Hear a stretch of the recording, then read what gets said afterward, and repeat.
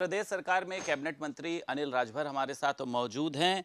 उपचुनाव की 10 सीटों को लेकर सर लगातार तैयारियां हो रही हैं। मुख्यमंत्री योगी आदित्यनाथ खुद लगे हुए हैं, आप लोगों को भी जिम्मेदारी दी गई है। क्या लग रहा है, किस तरीके की तस्वीर देख रहे हैं? देखिए, जनता के बीच में जाने पर यह स्पष्ट है कि जिस तरह का समर्थन हमें मिल रहा है, मुझे नहीं लगता कि एक भी सीट विपक्ष जीत पाएगा। अभी जिस सीट की जिम्मेदारी मेरे पास है, मझवा मिर्जापुर, 23 तारीख को माननीय मुख्यमंत्री जी का कार्यक्रम वहाँ प्रस्तावित है और अभी से जनता में एक उत्साह देखने को मिल रहा है। विपक्ष के झूठे नारों को सामने रखकर मुझे लगता है जनता उनको सबक सिखाने का इंतजार कर रही है। खास तौर पे माताएं बहनें अपने आप को ठगा सा महसूस कर रही हैं। 8,500 का खटाखट वाला और जो नौजवानों के फार्म भराए गए कि आपको नौकरी देंगे, आपको 1.25 लाख रुपया महीना देंगे, तो युवा भी इंतजार कर रहा है, महिलाएं भी इंतजार कर रही हैं। अच्छा, ये जो कुछ सीटें हैं जहां पर सपा का प्रभाव देखा जाता है, चाहे सीसामऊ की बात करें, करहल की बात करें, मैनपुरी की बात कर लें, और सीटें भी हैं, मिल्कीपुर भी है, तो आपको लगता है यहाँ पे सपा का पीडीए वाला जो नारा है चलेगा, जिसको लेकर ये लोग लगातार अखिलेश यादव खास रूप से आवाज उठाते हैं? नहीं, मिल्कीपुर तो बड़ा बुरी तरीके से हारेंगे, आप देखिएगा। और सीसा मऊ हो चाहे करहल हो, ये दोनों सीटें आजमगढ़ और रामपुर से ज़्यादा मुश्किल नहीं है। तो जब हम आजमगढ़ और रामपुर जीत सकते हैं तो हम करहल और सीसामऊ क्यों नहीं जीत सकते? ठीक है, लगातार सर भाजपा सरकार की बात करें, अपराधियों के ऊपर कार्रवाई करती थी, लेकिन सुप्रीम कोर्ट ने बुलडोजर एक्शन पर रोक लगा दी सर। तो आपको लगता है कि अपराधियों के हौसले जो हैं वो अब बुलंद होंगे? क्योंकि पहले तो एक डर रहता था कि अपराधी अगर अपराध करेगा तो बुलडोजर चल जाएगा। देखिए, संवैधानिक जो प्रतिष्ठान हैं वो सब जनता के हित के लिए स्थापित हुए हैं। चाहे वो विधायिका हो, चाहे न्यायपालिका हो, चाहे कार्यपालिका हो। हम माननीय न्यायालय का अभिनंदन करना चाहते हैं, उन्होंने जो कहा है उनका सम्मान भी है। लेकिन उत्तर प्रदेश की सरकार का जो दृष्टिकोण है उसकी प्रशंसा भी माननीय न्यायालय ने किया है। मुझे लगता है कि जनहित में और जनता सुरक्षित रहे, किसी भी सूरत में भय का वातावरण न बन पाए, ये देखना सभी संवैधानिक प्रतिष्ठानों का नैतिक कर्तव्य है और प्रथम कर्तव्य है। सर, मायावती ने एक ट्वीट किया और ये कहा है कि अगर आप लोग अपनी मनमानी नहीं कर रहे होते तो केंद्र सरकार के लिए कोर्ट को बीच में नहीं आना पड़ता। मतलब इतना आप लोगों ने अत्याचार किया, लोगों के घरों पे बुलडोजर चलवा दिया, एक आदमी दोषी था तो उसका पूरा घर गिरवा दिया, विध्वंसकारी जो बुलडोजर है उसको रोका गया है, मायावती ने ये कहा है। तो आपको लगता है आप लोगों के लिए भी ये करारा प्रहार है? सुप्रीम कोर्ट ने भी जवाब दिया सरकार को। ना ना, हम इसको इस नज़रिए से हम नहीं देखते।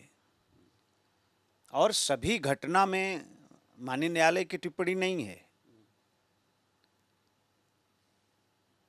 और पूरे देश के लिए उन्होंने कहा है, उत्तर प्रदेश को टारगेट नहीं किया है, बल्कि उत्तर प्रदेश की कार्रवाइयों को उनकी प्रशंसा मिली है। अभी ठीक से आर्डर हम लोग देखेंगे और माननीय न्यायालय का भाव क्या है।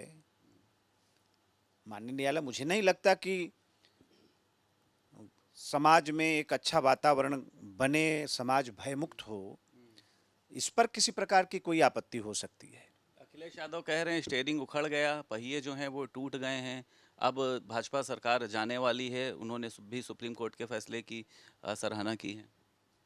देखिए, उनको तो सराहना मिलनी है और उनको संतोष हो रहा होगा। हो सकता है थोड़े दिन उत्साहित भी हों।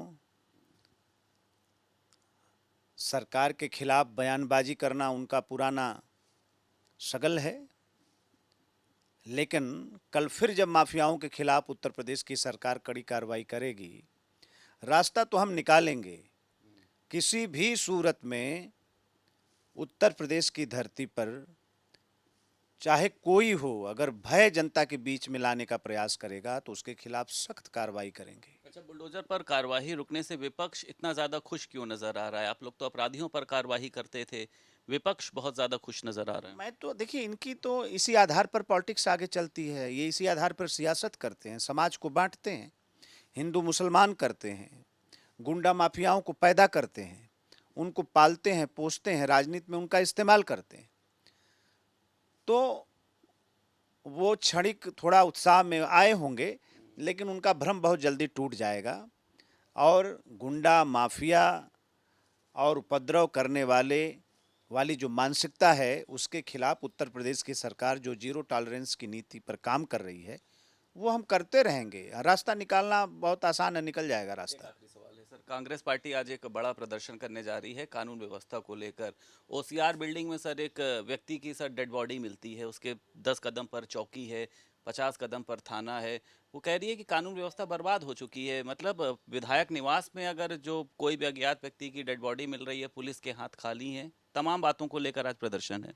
नहीं, ये तो जांच का विषय है। किसी के घर में अगर कोई मरा हुआ मिला है तो ये निश्चित तौर पर जांच का विषय है। अब किस माननीय विधायक के यहाँ, किस अधिकारी के घर में, किसी प्रतिष्ठित आदमी को, ओसीआर बिल्डिंग तो आप जानते हैं, तो कौन है, कैसा है, कैसे उसके उनके घर में गया, कैसे उसका देहांत हुआ, ये तो जांच का विषय है। रह गई कांग्रेस पार्टी के प्रदर्शन की, तो उनके पास कई आदमी हैं, 100-200 भाड़े के आदमी कुछ बुला सकते हैं।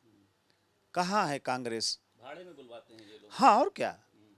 आप कहीं चले जाइए उत्तर प्रदेश, किसी बूथ, किसी गांव, किसी बस्ती में, आपको 5 आदमी कांग्रेस का समर्थन करता हुआ नहीं मिलेगा, और नहीं 5 आदमी कहीं कांग्रेसी आपको मिलेगा।